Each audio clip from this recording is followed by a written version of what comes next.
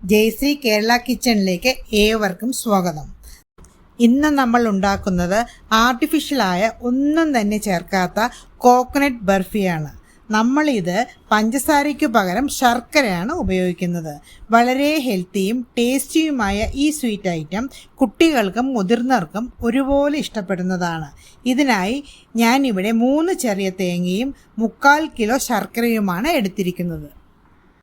ആദ്യം തന്നെ ചിരണ്ടി എടുത്തു വെച്ച തേങ്ങ ഡ്രൈ ഫ്രൈ ചെയ്തെടുക്കണം. തേങ്ങയുടെ ജലാംശം പോകാൻ വേണ്ടിയാണിത്. തേങ്ങ റോസ്റ്റ് ചെയ്യുവാൻ നോൺ സ്റ്റിക്ക് പാൻ എടുക്കുന്നതാണ് നല്ലത്. ഏകദേശം 10 മിനിറ്റോളം മീഡിയം ഫ്ലെയിമിൽ തേങ്ങ റോസ്റ്റ് ചെയ്യേണ്ടതാണ്. തേങ്ങ ഫ്രൈ ആവട്ടെ. ആ സമയം കൊണ്ട് നമുക്കൊരു പരന്ന പ്ലേറ്റിൽ നെയ്യ് തേച്ച് റെഡിയാക്കി വയ്ക്കാം. തേങ്ങ ബർഫി റെഡിയാകുമ്പോൾ ഒഴിച്ചു വെക്കാനാണിത്. ഇത് നേരത്തെ ചെയ്തു വെച്ചില്ലെങ്കിൽ ശർക്കര പ്രാവ് മുറുകിപ്പോകും. തേങ്ങ പാകത്തിന് ഫ്രൈ ആയി വന്നിട്ടുണ്ട്. ഇതിലേക്ക് നമുക്ക് ശർക്കര ചേർത്ത് കൊടുക്കാം. കുറേശ്ശെയായി ഇട്ട് കൊടുത്ത് മീഡിയം ഫ്ലെയിമിൽ 15-20 മിനിറ്റോളം ഇടയ്ക്കിടയ്ക്ക് ഇളക്കി കൊടുക്കണം. ശർക്കര നന്നായി അലിഞ്ഞ് തേങ്ങയോട് ചേരണം. അതിനായി വേറെ വെള്ളമൊന്നും ഒഴിച്ചു കൊടുക്കേണ്ട ആവശ്യമില്ല. അല്ലാതെ തന്നെ ശർക്കര നന്നായി അലിഞ്ഞുകൊള്ളും. ഇടയ്ക്കിടയ്ക്ക് ഇളക്കി കൊടുത്തില്ലെങ്കിൽ കരിഞ്ഞു പോകാൻ സാധ്യതയുണ്ട്. ഇതാ ഇവിടെ ശർക്കര നന്നായി അലിഞ്ഞ് തേങ്ങയോട് ചേർന്ന് വന്നിട്ടുണ്ട്. പാനിൽ ഒട്ടിപ്പിടിക്കാതെ വിട്ടുവിട്ട് വരുന്നതാണ് ഇതിൻ്റെ ഒരു പാകം. ഇതിലേക്ക് നമുക്ക് 2 ടേബിൾ സ്പൂൺ നെയ്യ് ഒഴിച്ച് ഒന്നുകൂടി ഇളക്കി യോജിപ്പിക്കാം. ഇതിന് ഒരു ഫ്ലേവറിന് വേണ്ടി നമുക്ക് 10-12 ഏലക്ക 2 ടേബിൾ സ്പൂൺ പഞ്ചസാരയും ചേർത്ത് മിക്സിയിൽ പൊടിച്ചെടുത്ത് ചേർത്ത് കൊടുക്കണം.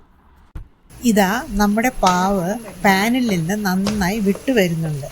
ഇതിൻ്റെ പാകം നോക്കാൻ മറ്റൊരു വഴി കൂടിയുണ്ട്. വിരലുകൾ വെള്ളത്തിൽ മുക്കി പാവ് എടുത്ത് ഉരുട്ടി നോക്കണം. കയ്യിൽ ഒട്ടിപ്പിടിക്കാതെ വന്നാൽ ബർഫിയുടെ പാകം റെഡിയായി എന്നാണ് അർത്ഥം. ഇതാ നമ്മുടെ ബർഫി പാകമായി വന്നിട്ടുണ്ട്. തേങ്ങയും ശർക്കരയും നെയ്യും ഏലക്കയും ചേർന്ന് നല്ല മണം വരുന്നുണ്ട്. ഇനി നമുക്ക് നേരത്തെ തയ്യാറാക്കി വെച്ച പ്ലേറ്റിലേക്ക് മാറ്റി കൊടുക്കാം.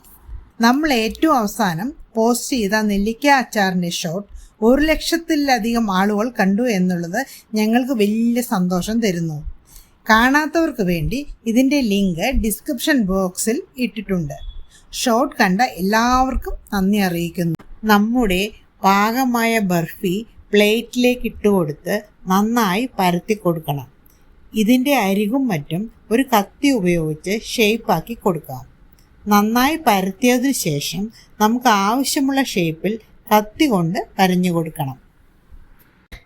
ഇനി നമുക്ക് ബർഫി ഏകദേശം 1 മണിക്കൂർ തണുക്കാനായി വയ്ക്കാം.